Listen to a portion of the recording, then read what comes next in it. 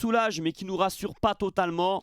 Même si la victoire est large, hein, 5-1 contre Montpellier. Mission accomplie, les 3 points et le goal average qui est soigné.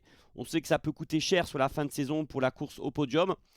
Un match à 2 vitesses avec une première mi-temps qui a été indigne. Certes, on a fait un bon premier quart d'heure avec du rythme, avec un pressing exercé, une belle entame avec plusieurs occasions et ce penalty obtenu par Greenwood.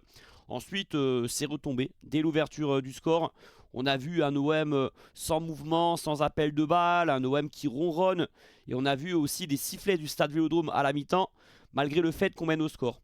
Je crois au total, dans cette première période, on a 2 opportunités franches, avec la reprise de Greenwood sous la barre, mais c'est à peu près tout. Donc voilà, c'est indigne. Une première mi-temps pareille, avec aucune intensité, pas de mouvement encore une fois. La deuxième mi-temps était quand même meilleure. Il y a eu plus de vitesse dans le jeu, une meilleure connexion entre le milieu et l'attaque, avec une entrée aussi pas mal de Bennacer. Mais j'espère que dans les 4 prochains matchs, parce qu'on ne va pas se mentir, De Zerbi ne va pas se réinventer sur la partie finale, quoique il va récupérer Balerdi et peut-être Luis Felipe, donc il peut passer avec une charnière à 2, parce qu'il aura 2 vrais défenseurs centraux de métier. Et comme on l'a vu en fin de match d'ailleurs, on est passé en 4-3-3. Ça a été peut-être un petit test de son côté. Quoi qu'il en soit, il va falloir que l'OM monte encore son niveau lors des 4 prochains matchs, parce qu'on a joué contre personne ce soir.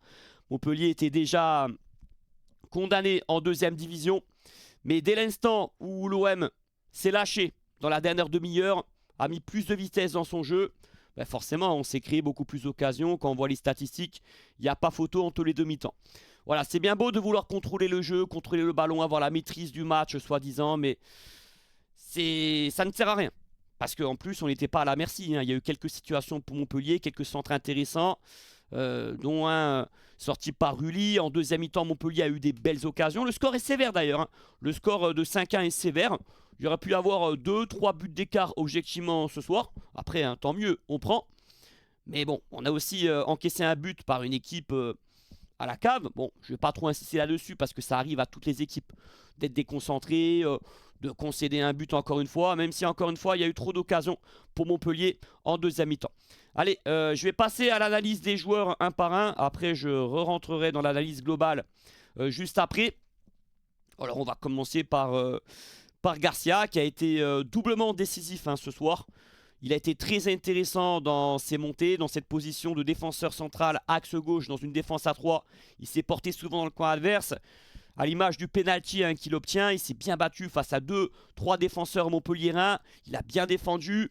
Donc c'est une belle surprise de cette fin de saison. Il a confirmé son bon match contre Monaco. Il ne fait pas de vagues.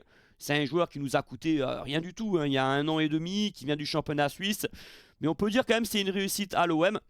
Et qu'à l'heure actuelle, on aura besoin de lui dans ce système-là derrière. Voilà, parce que il défend bien, même dans les duels. Il va plus vite qu'un Kondogbia, qu'un Cornelius. Et puis, il a cette qualité de centre, cette qualité de se porter vers l'avant, qu'il a montré encore une fois ce soir. Alors, Enrique, par contre, je dirais que c'est mon seul flop du match. Vraiment, il n'a rien apporté, à part quelques bonnes connexions avec Murillo, qui m'a rappelé un petit peu cet hiver, le mois de décembre, le mois de janvier. Voilà, il y a eu des 1-2, des dédoublements, mais c'est aussi grâce aux appels de Murillo qui l'a accompagné.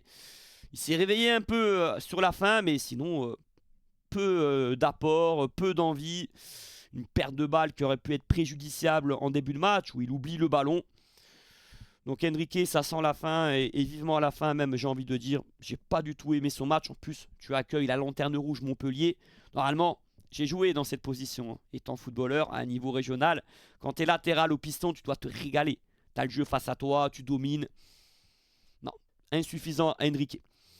J'ai parlé tout à l'heure de l'entrée de Bennacer, qui a apporté plus de verticalité, je trouve, que Rongier et même que Højbjerg. Il n'a pas perdu de ballon. Et il y a surtout cette passe décisive pour Rabiot, qui était certes démarqué, excentré côté gauche.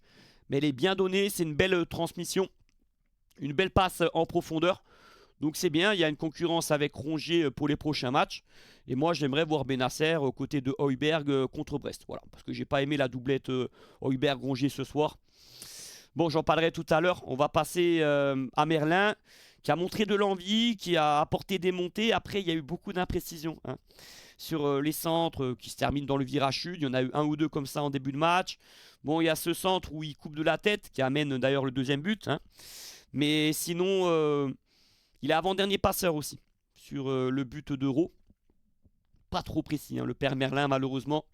Donc match moyen, je suis peut-être sévère, mais ça fait partie de ses qualités. En principe, les centres, la qualité de passe, c'est un joueur intelligent. Il a un peu dézonné, comme il le faisait en début de saison dans le 4-2-3-1, dans une position axiale. Il y a eu un peu de permutation chez certains joueurs ce soir, dont Merlin. Et quand il le fait, c'est parfois bénéfique. Murillo, franchement, bon match. J'ai pas grand-chose à lui reprocher. Il a été passeur également. Il a bien défendu. Un vrai bon Murillo, comme un vrai bon match de Garcia derrière. Là, on parle quand même de deux joueurs qu'on n'attendait même pas titulaires en début de saison, mais qui ont fait quand même dans l'ensemble une bonne saison par rapport à d'autres. Voilà.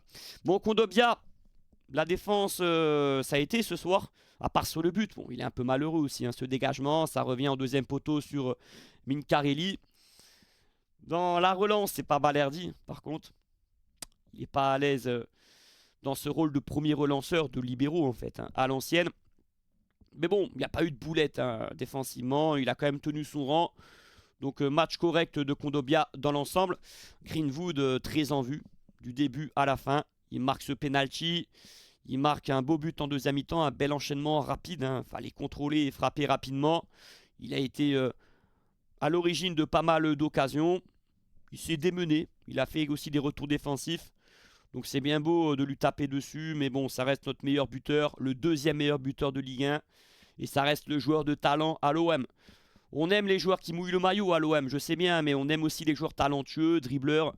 Si on veut plus de mecs comme ça, bah faut le dire. Hein. Et puis désolé, mais Greenwood restera toujours Greenwood. Hein. C'est pas un mec qui va faire le repli défensif à fond. Il y a des joueurs comme ça dans le foot moderne.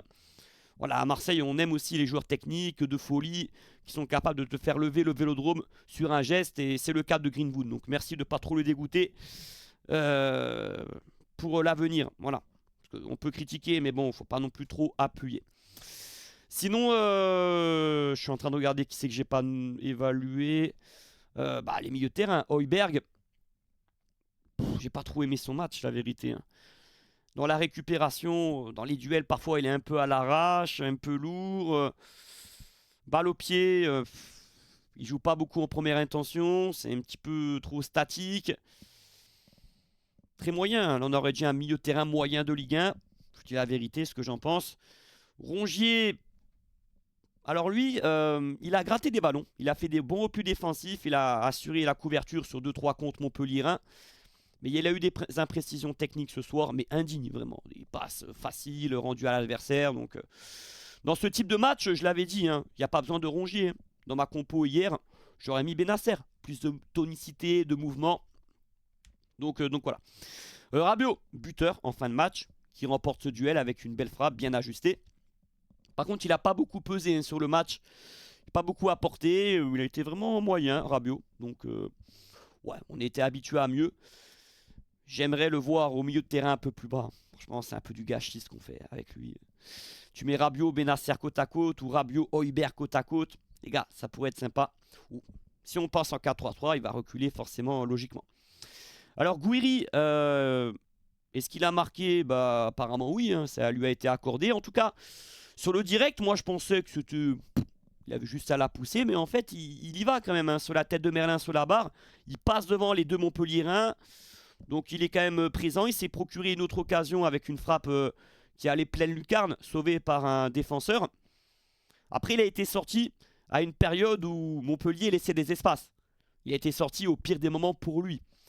Après, on ne l'a pas beaucoup trouvé en première mi-temps. Bon, le jeu, bien sûr, n'optait pas en sa faveur, mais on a été habitué à mieux de sa part dans ses décrochages, dans ses appels, même si des fois il n'a pas été très servi. Donc bon, je veux dire match moyen, correct de Gouiri. Voilà, on va pas retourner notre veste à dire que Mopé c'est mieux, que Mumbagna. Non, Gouiri ça doit être l'avancante pour les 4 derniers matchs de la saison. Donc Jonathan Rowe maintenant pour finir, décisif avec un superbe but là au premier poteau qui coupe. En début de saison il avait déjà coupé ce type de centre. Ouais, il a des faculté de vrai numéro 9, hein, Jonathan Rowe. Il a apporté des bons appels en profondeur, de la vitesse, de la vivacité, c'est son point fort, hein, d'aller vite. Pas mal aussi dans ses remises. Ouais, ça doit être le joker de l'OM en fin de saison si De Zerbi veut rester dans ce 3-4-2-1 pour remplacer Gouiri. Est-ce que Mumbagna est prêt physiquement? Bon, j'en doute. D'ailleurs, s'il n'est pas rentré ce soir, je me demande si on va le voir en fin de saison, hein.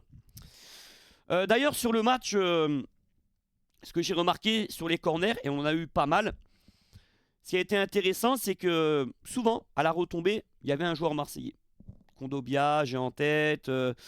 Bon, Heuberg, les têtes n'étaient pas cadrées, mais on était présent sur les coups de pied arrêtés, parce que sur les corners, parce que sur les derniers matchs, catastrophiques, que ce soit les tireurs et... Voilà, on marque tellement peu cette saison là-dessus. Donc ça, c'est un côté positif. Bon, après, je répète les gars, il faudrait vraiment que De Zerbi se pose les bonnes questions sur ces derniers matchs. Il va récupérer Balerdi contre Brest, qui passe à 4 derrière. Et que surtout, les joueurs se lâchent, comme ils l'ont fait dans la dernière demi-heure. Quand on voit d'ailleurs les buts, il y a du jeu en première intention. En 2-3 ouvertures, on est dangereux, comme c'était le cas en début de saison. De Zerbi, je me rappelle, cet hiver, il nous a dit par rapport à Brighton, il a un jeu un peu plus dans la maîtrise que dans la transition, dans la verticalité qu'il avait auparavant. Donc il connaît aussi ce type de football. Et je ne comprends pas pourquoi il veut un OM en maîtrise, plus en la possession du ballon que dans le jeu direct. Voilà, je me pose la question parce que sur nos temps forts, on est plus à l'aise, on est dangereux quand on joue un jeu plus direct, comme c'était le cas en début de saison d'ailleurs. Bon. Après, je sais qu'il y a eu des victoires cette année. D'ailleurs, le match aller à Montpellier, contre Le Havre, contre Saint-Etienne. Et c'est d'ailleurs grâce à ça qu'on a soigné notre goal average, hein, et qu'on a marqué autant de buts, hein. C'est sur les petites affiches qu'on a su en profiter. C'est bien, hein, d'un côté, qu'on a su faire des gros scores. Sinon, dans le reste de la saison, on n'en a pas fait, hein, à part à Brest et à Toulouse en début de saison. Voilà quoi. Donc voilà, on s'est ennuyé en première mi-temps, mais vraiment. C'est bien que le Vélodrome ait un peu sifflé. Parce que même si la victoire était là, c'était indigne, quoi. Même si on était deuxième provisoirement à ce moment-là. Je félicite d'ailleurs le Vélodrome parce que de la télé, j'ai senti une grosse ambiance. Le stade était plein comme d'habitude, mais même Gannet était en train de sauter. Il y avait une ambiance printanière où les gens ils viennent de loin pour ce type de moment. Bon, je sais aussi que c'est la fin de saison, il y a beaucoup d'enjeux là. On va vivre des dernières journées intenses comme l'année Sampaoli. Tout va être serré, donc c'est des matchs aussi importants, mais on est aussi dégoûté un peu par ce qu'on a vécu depuis quelques semaines, par ce qu'on voit sur la pelouse, par les défaites cuisantes, par le jeu, par l'ambiance aussi en interne qui n'est pas bonne, hein. Benassia nous l'a dit hier. D'ailleurs, je vais réagir aussi rapidement à son interview hier. Pour moi, il répond un peu à De Zerbi quand il dit que être en Ligue des Champions, ça serait une catastrophe, qu'on a l'effectif pour être sur le podium. On a pris des risques cet été pour prendre des joueurs de haute volée avec des salaires importants et que si on ne l'est pas, on va devoir vendre, ça va être dur financièrement pour nous et j'imagine un départ de Benassia, voire de Zerbi, voire peut-être de Longoria. Mais bon, je ne vais pas tirer des plans sur la comète, on est sur le podium pour l'instant. Il a aussi répété encore qu'il y avait des gens dans le club qui ne voulaient pas le bien de l'OM, qui sont habitués à la médiocrité, au copinage. On sait de quoi on parle à Marseille quand on parle de ça. C'est le cas depuis des décennies. Et que ça empêche un peu le club d'avancer et que lui, il essaye, hein, d'amener de l'exigence, de l'ambition, du ménage, de la rigueur, comme il a connu à la Juve et au Bayern. Mais c'est pas toujours simple. Bon, après, maintenant, les actes, hein, c'est sur le terrain. Bon, ça sera aussi au prochain mercato, si Benassia reste, hein, ce que je souhaite, avec un renouvellement d'effectifs à 50%. C'est ce qu'on a besoin, c'est la vérité. Même si j'aurais aimé un peu plus de stabilité. Parce que moi, je suis toujours content quand j'écoute De Zerbi, Benassia, Longoria, ils sont cohérents dans leurs propos. Mais ce que je vois sur la pelouse, c'est un petit peu parfois l'antithèse de l'OM. Comme cette première mi-temps, il n'y a pas de grinta, il n'y a pas d'envie, il n'y a pas de droit au but. Notre devise n'est pas respectée. Je pense qu'entre Benassia et De Zerbi, c'est un peu moins proche que ça l'a été toute la saison ces derniers temps. Après, c'est logique, quand un club va autant mal et perd autant de fois, il y a une situation de crise et on se pose un peu des questions. On en a vu d'autres dans le foot, c'est normal. Voilà. Après, qu'est-ce que veut faire De Zerbi?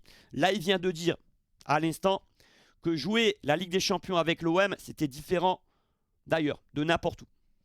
Donc, quoi penser de sa déclat d'hier? Peut-être, en effet, comme disaient certains, il n'est pas sûr de rester parce qu'il n'est pas sûr que les dirigeants le gardent. Voilà.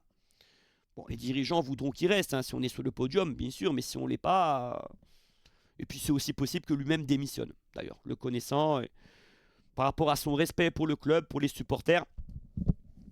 Voilà, donc soirée quand même où on respire, on est soulagé, on est deuxième actuellement. On va regarder ce que fait Lille demain, Lyon et Nice, c'est ultra important maintenant, hein. Moi je pense qu'ils vont gagner, il y aura peu de faux pas de nos concurrents. Et je répète les gars, sur nos 4 derniers matchs, si on veut être sur le podium et en Ligue des Champions, il va falloir en gagner 3. Si on en gagne 2 et on fait 2 matchs nuls, on ne sera pas sur le podium.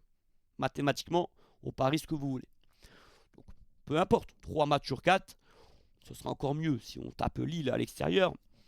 Mais bon, ça suffira si on tape Rennes, Brest et Le Havre. Alors, ça sera pas simple parce que Brest est une belle équipe, même en venant en roue libre. Ils vont être motivés d'ailleurs. Ils nous ont battus au Vélodrome il y a 2 ans pile, dans un moment où ils étaient sans objectif, en roue libre. Le dernier match de la saison, où on fêtait les 30 ans de la Ligue des Champions, souvenez-vous. Sous Tudor, bon, il y avait un peu une fracture avec le groupe. Et il me semble qu'avec... oui, on jouait plus rien non plus. De notre côté, je me rappelle. Rennes avec Habib Beye, ben, ils vont être motivés. C'est le dernier match de la saison. Beye, ancien coach de l'OM. Ça gagne Rennes en ce moment. Et le Havre, ben, excusez-moi, tout le monde dit que c'est gagné d'avance. Ils jouent le maintien encore. Ils ne sont pas condamnés. Donc ils vont être le couteau entre les dents. Dernier match à domicile pour eux. Ils nous affrontent. Ben, ça va être par exemple beaucoup plus compliqué que ce soir. Voilà. Et puis Lille, hein, j'ai pas besoin de me justifier. Ça va être un match compliqué contre une vraie belle équipe qui n'est pas à sa place. Qui a l'habitude de très bien commencer les matchs en première période et de couler en fin de rencontre. Je ne l'explique pas, mais que ce soit sous Fonseca et Genesio, on remarque ça de leur côté. Bon, ça on aura le temps d'en reparler. Dites-moi ce que vous avez pensé du match, on en a beaucoup parlé dans le live. Je connais votre point de vue, mais par rapport à ce que j'ai dit sur les joueurs, je pense qu'il y en a certains, vous ne serez pas d'accord, peut-être sur Rongier, peut-être sur Heuberg, peut-être sur... je sais pas moi, j'ai été un peu sévère avec qui, peut-être... Bon, vous me direz dans les commentaires. Merci à vous de liker la vidéo aussi les gars. Vous êtes là pour liker pendant les lives. Pour les vidéos aussi c'est important. Je compte sur vous. La semaine va être calme. Parce que l'OM a gagné. On va préparer Brest sereinement. Ça ne veut pas dire qu'on va battre Brest. Parce que on avait préparé Monaco aussi sereinement. Juste après la victoire contre Toulouse. Qui n'était pas rassurante non plus. L'OM c'est irrégulier. On gagne et après on échoue. On coule le match d'après. Mais niveau actu, on va pouvoir un peu nous aussi souffler parce que cette semaine a été un petit peu rude encore. Surtout de digérer la défaite à Monaco. On y a pensé pendant des jours et des jours. C'est vrai qu'on pense encore plus à l'OM quand on perd que quand on gagne. Sauf dans les grosses victoires. Quand on gagne Benfica, quand on gagne à Lyon, on profite pendant des jours. Mais quand on perd, c'est plus dur. Et je voulais vous dire, surveillons aussi les actus mercato parce que là, on est déjà fin avril. Il y aura des rumeurs. Parfois infondée, parfois fondée. Celle de Laporte, voilà, il y a un média espagnol sérieux, assez sérieux, qui dit qu'il y a un accord avec l'OM si on va en Ligue des Champions. Bah, ça me fait plaisir d'entendre ça. Et j'y crois parce qu'il y avait des contacts au mois de janvier. Benassia nous l'a dit. Et Laporte nous ferait du bien. Malgré sa lenteur, malgré une saison d'Arabie Saoudite, il est encore assez jeune. Il a fait un Euro incroyable et c'est un superbe profil pour De Zerbi dans sa qualité de relance. Un défenseur central qui est beaucoup dans l'anticipation, qui a connu le très très haut niveau. Donc voilà, la Ligue des Champions, ça aidera à convaincre des mecs comme Laporte, sinon il ne viendra pas à l'OM. Et d'autres joueurs qui ont connu un gros passif, que Benassia connaît, qui voudront venir pour De Zerbi. Donc on aura un autre OM si on est sur le podium cet été. On pourra dégager les joueurs qui n'ont pas le niveau, qui ne sont pas à la hauteur au niveau de l'attitude. Bon, les deux vont à la fois en général quand on sait de qui on parle. Et puis de garder nos tauliers. Si on est en Ligue des Champions, la plupart resteront. Allez l'OM, on reste ensemble, soudés. C'est pas le moment de lâcher, il reste 4 matchs. Supporters, joueurs, staff, main dans la main. Et c'est bien que le Vélodrome ce soir... et mis des piqûres de rappel aux joueurs quand ça ronronnait sur le terrain. Parce que ce jeu-là, qu'on a vu la plupart du temps cette saison, et pendant 45 minutes, voire 1 heure de jeu, ça ne peut pas le faire avec le Vélodrome. Ça ne peut pas le faire sur le moyen long terme. Voilà. Il faut peut-être d'autres profils, d'autres joueurs à certains postes pour que ça marche, pour que ça prenne. En effet, on n'est peut-être pas assez patient. Mais quand il y aura quelques résultats négatifs à domicile, ça va vite gronder. Et puis on était en sursis ce soir, hein. Heureusement qu'on s'impose. On a fait le minimum, mais on a eu un bon passage quand même pendant 30 minutes. Voilà. Avec plus de vitesse, de mouvement, de prise d'initiative, les joueurs qui se lâchent. Et c'est comme ça que je pense dans cette fin de saison qu'on aura des bons résultats. Allez, je vous laisse la team. Allez l'OM, prenez soin de vous. Et on se retrouve pour le prochain match dimanche contre Brest qu'on va commenter en direct. Donc, wally walou. Allez l'OM.